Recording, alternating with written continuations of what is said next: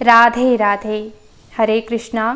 मैं हूं आपके साथ प्रियंका तिवारी और स्वागत करती हूं आप सभी का आज के इस नए वीडियो में। आज बहुत ही ज़्यादा महत्वपूर्ण वीडियो लेके आई हूं। जो इस वीडियो को नहीं देखेगा उसका बहुत ज़्यादा घाटा होने वाला है। अक्सर ही मैंने लोगों को कहते हुए सुना है कि हम बहुत सारे उपाय करते हैं, दान पुण्य करते हैं, पूजा पाठ करते हैं, लेकिन फिर भी जो है हम दुखी हैं या फिर इसका कोई फल विशेष हमको देखने को नहीं मिल रहा है जीवन में। तो क्यों दुखी रहते हैं? इतना दान पुण्य उपाय करने के बाद भी इसके पीछे का राज आपको बताने वाली हूँ पूरे उदाहरण के साथ। भगवद गीता का उदाहरण दूंगी और मतलब उनकी कथाओं का। तो चलिए शुरू करते हैं। देखिए, अगर आप अपना सत्कर्म बर्बाद नहीं करना चाहते हैं, सत्कर्म मतलब होता है पुण्यदायी कार्य, चाहे वह भगवान की पूजा हो। हम तीर्थ यात्रा पर जाते हैं तो परिक्रमा कर रहे होते हैं, या फिर जैसे किसी लड़की की शादी हो रही है तो उसको हम उपहार देते हैं, भेंट देते हैं। कोई भी मतलब किसी की अगर हम मदद कर रहे हैं, दान पुण्य कर रहे हैं, कोई ग्रंथ पाठ कर रहे हैं, मानस पाठ इत्यादि, माला जप कर रहे हैं, या फिर हम कोई व्रत इत्यादि कर रहे हैं, ठीक है, व्रत करना भी, तो सभी ये भागवतिक कार्य जो है, पुण्यदायी कार्य जो है, सत्कर्म कहलाते हैं, अच्छे काम कहलाते हैं, ठीक है। तो आप अगर चाहते हैं कि इनका आपको पूरा पुण्य मिले, आपका ये पुण्य बर्बाद ना हो, तो देखिए यहाँ पर बहुत ही ज़्यादा बारीकी से समझने की ज़रूरत है कि जब हम सत्कर्म कर रहे होते हैं, कोई भी पुण्य कर रहे होते हैं, तो उस पुण्य को करते समय या उसको शुरू करने से पहले हमारा क्या उद्देश्य था, हमारे मन में क्या विचार चल रहा था, किस मंशा से हम उस काम को कर रहे हैं, वही भाव, वही विचार का आपको फल प्राप्त होता है, ठीक है। देखिए, बाहर से चाहे आप जो करें, बाहर से आप करोड़ लुटा दें, लेकिन किस कारण से आप करोड़ लुटा रहे हैं, करोड़ चीज़ों का दान कर रहे हैं, उसका फल आपको प्राप्त होता है, ना कि करोड़ का। कैसे? देखिए, सिंपल सा उदाहरण आप समझिए कि भगवान श्री कृष्ण को अगर यशोदा माता लाठी दिखा रहे हैं या फिर लाठी से उन्होंने कभी उनको मारा, तो ऐसे तो उनको फिर भगवान को लाठी मारने का दंड प्राप्त होना चाहिए था, लेकिन नहीं। माँ के पीछे का उद्देश्य क्या था? बच्चे को प्यार करना या फिर उसको कुछ सिखाना उद्देश्य था, ठीक है। इसी तरह से हर एक कार्य हमारा भाव प्रधान होता है। अगर हम जो है तीर्थ जा रहे हैं तो घूमने की दृष्टि से, हमने घूमने के विचार से रिजर्वेशन किया है तीर्थ यात्रा जाने का, तो हमें घूमने का ही फल मिलेगा, ना कि तीर्थ यात्रा करने का। इसी तरह से गीता में भगवान श्री कृष्ण ने जो है अर्जुन को समझाया है कि यहाँ पे जो है तुम धर्म की रक्षा के लिए युद्ध कर रहे हो।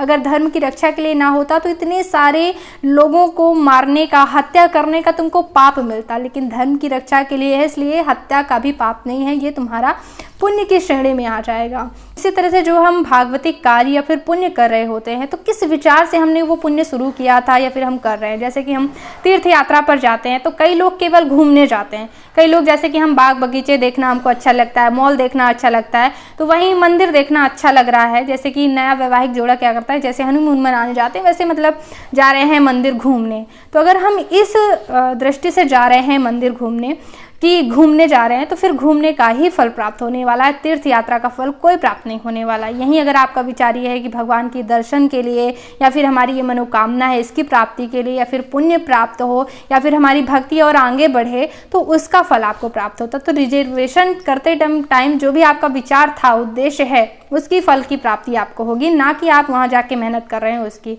परिक्रमा करते समय भी देखिए, लोग बाजार घूमते रहते हैं, यहाँ वहाँ देखते देखते जो है ये सामान वो सामान। जैसे कि परिक्रमा जब भी मंदिर तक के पहुँचने का समय जो होता है, तो लोगों को देखने में या फिर बाजार देखने में समय व्यतीत करते हैं, तो बाजार देखने का ही फल प्राप्त होता है, ठीक है। वहीं अगर आप भगवान का जो है कथा का ध्यान करें कि यहाँ पे भगवान ने ये किया था, यहाँ पे ये लीला हुई थी, या फिर भगवान की पावन नगरी में एक एक कदम चलने से क्या होता है कि हमारे कई कई जन्मों के पाप कर्म भस्म होते हैं। तो जब आप पावन नगरी में चल रहे हैं, परिक्रमा कर रहे हैं, तो मतलब पुण्य प्राप्त होगा, या फिर हमारे कई जन्मों के पाप नष्ट होंगे, या फिर भगवान की नगरी में हम चल रहे हैं, वो प्रसन्न होंगे, उनकी भक्ति में कहीं ना कहीं हम जो है आगे बढ़ेंगे।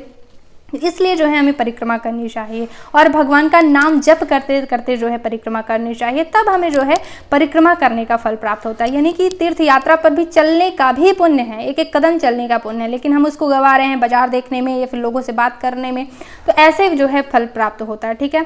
परिक्रमा करने का फल मैं आपको बता दूँ बहुत ज़्यादा होता है। अगर कोई बीमार है बहुत ज़्यादा, तो अगर वो किसी तरह से परिक्रमा कर ले तो जल्दी पाप कर्म भस्म होते हैं, वो जल्दी स्वस्थ हो सकता है, ठीक है। तो इसी तरह से जैसे जैसे कि किसी का विवाह हो रहा है, किसी लड़की की शादी हो रही, तो हम इस दृष्टि से उसको कोई उपहार या भेंट नहीं देते हैं कि कन्या को हम कोई चीज़ दान कर रहे हैं या फिर किसी माता पिता की जो है हम सहायता करें, ऐसा नहीं। ये सोचते हैं कि कल वो माता पिता हमको भी कुछ गिफ्ट देंगे इसलिए हम दे रहे हैं। दिवाली में भी कोई भी प्रसाद वगैरह कुछ भी हम देते हैं तो कल हमें भी देगा, या फिर वो हमें अच्छा समझे, या फिर ये हमने भोग लगाया इसलिए हम उसको दे रहे हैं, ऐसा सोच के जो है हम देते हैं। तो ये सारे जो है हमारे पुण्य किस तरह से बर्बाद हो जाते हैं ये हमें पता तक नहीं चल पाता है, ठीक है। ऐसे ही बहुत सारी चीज़ें होती हैं। कई महिलाओं की आदत होती है, व्रत करती हैं, तो आज मेरा ये वाला व्रत है और मैं तो फलाहार पे करती हूँ। आप भी क्या व्रत हैं? मैं तो ये वाला व्रत रहती हूँ, मैं तो निर्जला रहती हूँ, मैं तो जो है मानस पाठ करती हूँ, रामायण करती हूँ, फिर 1 घंटे ये करती हूँ, इसका पाठ में करती हूँ, इसमें मुझे टाइम लग जाता है, फिर मैं काम नहीं कर पाती हूँ। बहुत सारी बातें जो हैं अपना प्रचार प्रसार करती हैं। तो ये सारी चीज़ें गुप्त रखनी चाहिए। जब हम ये अगर हम गुप्त नहीं रखें, हम सामने वाली महिला को बता रहे हैं या फिर पूछ रहे हैं, तो कहीं ना कहीं विचार जो है वो बदल जाता है कि लोग मतलब ये सोचे कि मैं इतनी पूजा पाठ वाली हूँ, इतना पूजा करती हूँ, इतना मतलब अच्छा व्यक्ति हूँ मैं, पूजा पाठ वाला, तो ये मेरा सम्मान करे। तो यहाँ पे फल जो है आपका बढ़ जाता है। इसलिए कहते हैं हर चीज़ गुप्त। आपने गुप्त दान के बारे में सुना होगा। कई लोग जो है गुप्त दान करते हैं, मतलब अपना नाम नहीं बुलवाते, और कई लोग अपना नाम की फलाना व्यक्ति ने इतना दान किया, 10,000 दान किया। तो कहीं ना कहीं जब आप अपना नाम बुलवाते हैं, माइक से सब लोग सुन रहे हैं, तो वो आपकी ख्याति में चला जाता है, आपकी प्रसिद्धि के कोटे में चला जाता है, आपके दान के कोटे में वो नहीं जा पाता है। क्यों? क्योंकि कहीं ना कहीं आपकी मनसा है कि आप जो है आपको लोग जाने कि इस व्यक्ति ने इतना दान किया, ये इतना दान पुण्य वाला है, अच्छा व्यक्ति, इसने तो इतना दान किया, ऐसा आप चाहते हैं। इसीलिए तो आपने नाम अपना पुकारवाया है, मतलब माइक में बुलवाया है ना।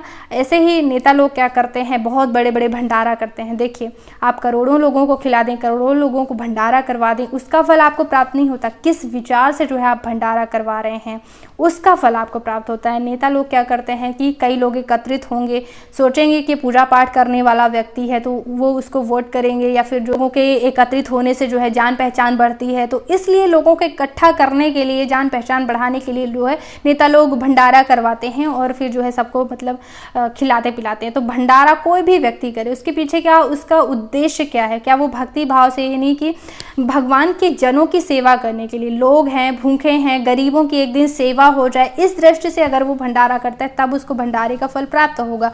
वरना तो चींटियों को खिला दो, मतलब आटा और गुड़ मिलाकर के चींटियों को खिला दो तो भी भंडारे का पुण्य है। जो लोग गरीब हैं, कोई भंडारा का पुण्य चाहता है तो चींटियों को खिला दे, उसका भी पुण्य है।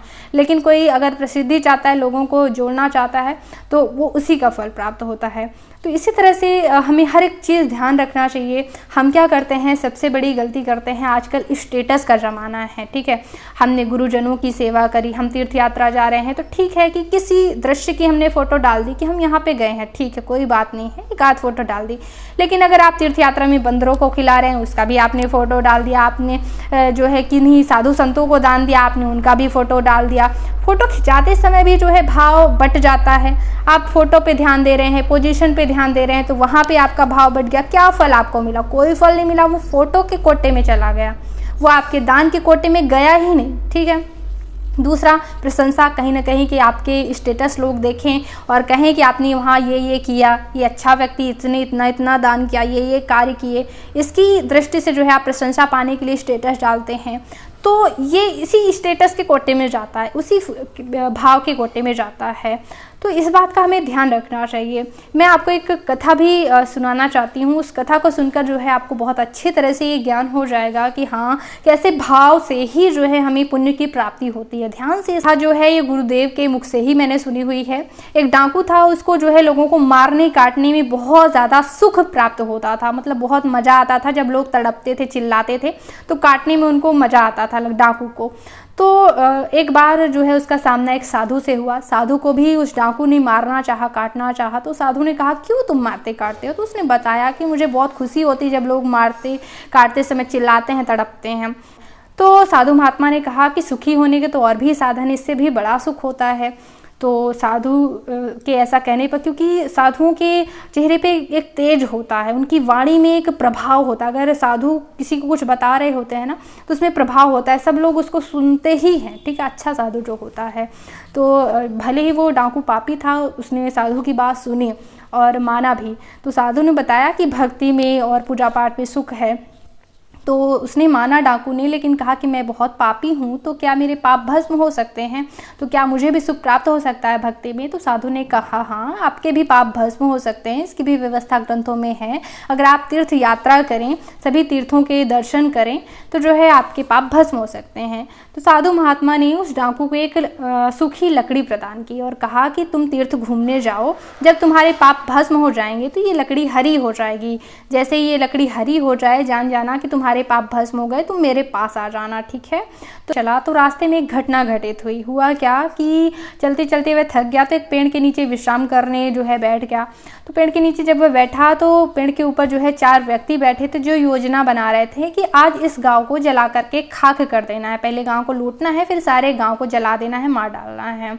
तो नीचे व्यक्ति सुन रहा था डाकू, उसने कहा कि अगर तीर्थ यात्रा जा ही रहा हूँ तो इन 4 लोगों को और मार देता हूँ, तो कम से कम पूरे गांव का भला हो जाएगा।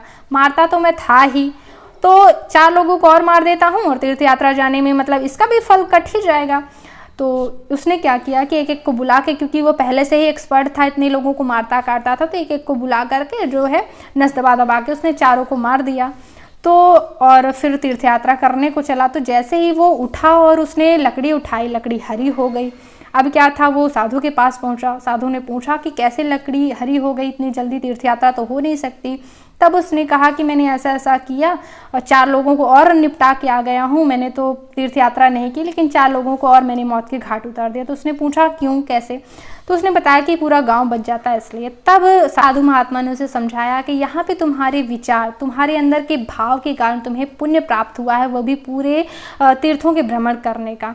कैसे कि पहले तुम लोगों को मारते काटते थे अपने को खुश करने के लिए, अपनी खुशी के लिए, लेकिन आज तुमने 4 लोगों को मारा है कि पूरे गांव को सुखी रखने के लिए, पूरे गांव को खुश करने के लिए, कि पूरा गांव बच जाए। तो एक तुमने भला काम करने के लिए जो है 4 लोगों को मारा है, तो तुम्हारा ये पुण्य में शामिल होगा, वो भी इतना बड़ा पुण्य कि पूरे तीर्थों का फल तुम्हें प्राप्त हो गया। इसी तरह से जो है हम जो कार्य करते हैं उसका भाव महत्वपूर्ण होता है, उसी भाव से जो है हमें फल की प्राप्ति होती है।